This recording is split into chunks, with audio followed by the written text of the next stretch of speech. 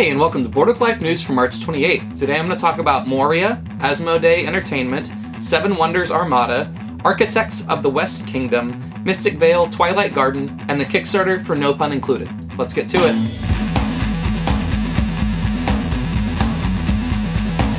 Lauria is a new game designed by Rainier Stockhausen, coming out from DLP Games. Rainier Stockhausen designed Orleans, one of my favorite games of the past couple of years.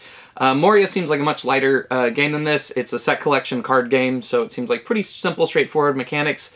It's one of those things where reading the descriptions of like really simple games or set collection games, often it's like, that could be good, maybe, because it's like, you can trade in 2 cards and get a card, and I don't know, good ones and bad ones sound kind of the same when you just explain them in 2 sentences. But in this, you're in the South Pacific, you're collecting different resources to build, you know, canoes and huts, as well as shells to make necklaces and things like that. So that's a thing, I guess. Orleans is actually the only Stockhausen game I've played. Every year I get really excited about his upcoming releases that come out on Essen and stuff, like Altiplano last year. And then I don't even know if they wind up being good. It's just literally the first thing I hear from someone about them is they kind of go, meh, and then I never hear about them again. So, I mean, they could be great. I'm not saying that, like, everyone hates them. Literally just a person goes like, eh, and then I immediately forget about them and nobody ever reminds me to play them. So, I don't know. Asmoday has announced that they are making Asmoday Entertainment, which is going to be, obviously, a leg of the company focused on licensing their properties for films, television, comics, that kind of stuff. It's so very rare that this works to make anything that's good at all. It totally could. I guess Fantasy Flight had, like, Twilight Imperium, I could totally see that becoming, like, a movie, but I don't know. I can't think of many things, licenses that Asmodee holds that I'm, like, super excited about seeing get made into, like, movies or TV shows, but who knows? I don't know. Like, they own Plaid Hat Games, and Plaid Hat Games' upcoming game Starship Samurai is really awesome, so, like, I could see that theme making a really cool, like, animated TV show if you, like, actually spent real money on it and really did it, but usually these things don't spend real money on them and don't really do them, and it's just kind of they're trying to cash in from all angles. So, I don't know. That being said, they should totally hire me to do all this stuff, because I'm a filmmaker that cares about board games, so I'll take the checks. Seven Wonders Armada is the next expansion coming out for the new classic game Seven Wonders. This has been in the works for a really long time and is finally coming out. The main thing it's going to add is a naval board that everybody will have, and whenever you take a card, you can pay an extra coin to move up the track on your naval board of that matching color. Like if you take a blue card, you can pay an extra coin to move up your track. And that track does different things. The main thing is it is your naval power. So now, at the end of each round, you're going to compare your naval power with everyone, not just the people adjacent to you, which is a new thing for that game, where you're actually going to compare to everyone, and you get, you know, points based on your naval power compared to everyone else's. It's a lot like your armies on the person on your left and right. So that sounds good. I'm kind of surprised that this wasn't an expansion that came out sooner. Like, this seems way more kind of like normal than the Babel expansion that came out a few years ago that was really weird, because it seems like that game has always kind of needed that I'm playing against everyone, not just I'm playing a 3-player game with the people on my left and right. So yeah, exciting stuff. Architects of the West Kingdom is the first in a new trilogy of games coming out from Shem Phillips. He was the creator of the North Sea trilogy of games and all the expansions and stuff like that, so it seems like, I don't know if North Sea is done or he's still going to be expanding those, but he's moving on to kind of a new trilogy of games, working with the same artist that just did an amazing art style for the North Sea stuff, so they still very much look like Shem Phillips games.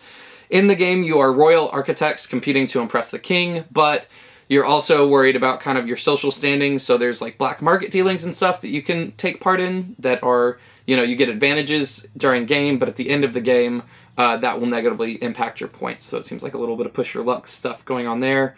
I'm excited about this. He makes great games, so yay. Mystic Vale Twilight Garden is going to be the 4th expansion coming out for Mystic Vale, AEG's card crafting, clear card deck builder game. It's, of course, going to have new advancement cards, new Vale cards, and leader cards. The new mechanic that this deck is introducing is curses, which give you a boost during a game and hurt you at the end of the game.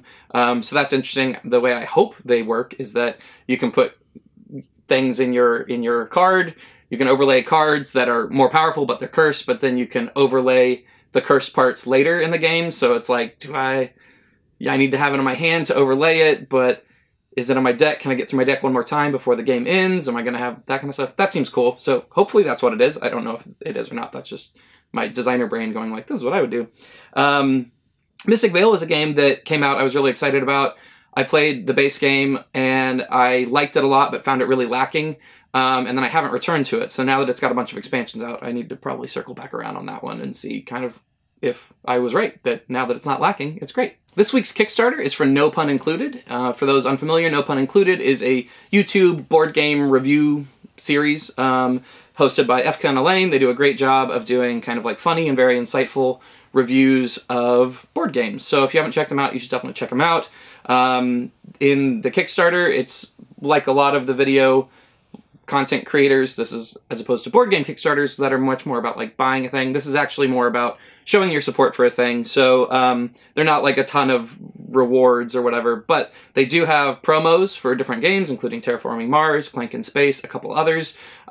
So go support good content creators because it's tough and it's a lot of work, let me tell you.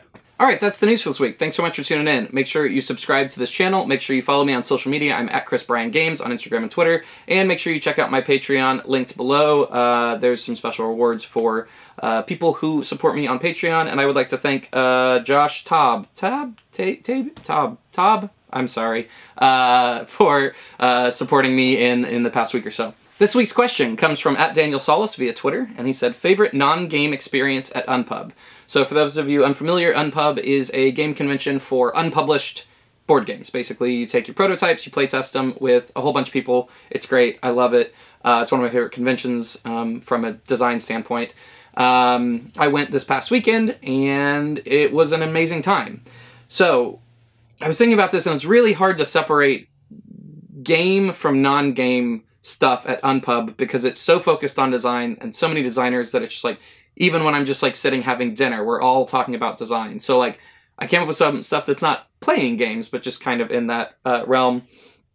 Really the like after hours stuff where you're hanging out with all the designers, you're playtesting each other's games is like so inspirational. So many awesome games, so many awesome kind of thoughts on your games and stuff. I love the like duh moments that happen at Unpub where like another designer will be playing my game and I'll be like, oh, I have this problem with it. I've been duh. And they're like, why don't you do this? And I was like, yeah, of course I should just do that. And it also goes in the reverse way. When I'm playtesting somebody's game, it's like, why did you do this way instead of this way? And they're like, I don't know, because I'm dumb and fixed. So that's awesome. That's always a lot of fun. That the community's so helpful and everybody wants to help you on your game and I want to help everybody on their game. The rapid iteration is also really cool where it's like playtest after playtest after playtest. So one of my games I brought that's called Miyazaki 1 right now and the name will change. I brought it thinking like, I might get this to the table. I'm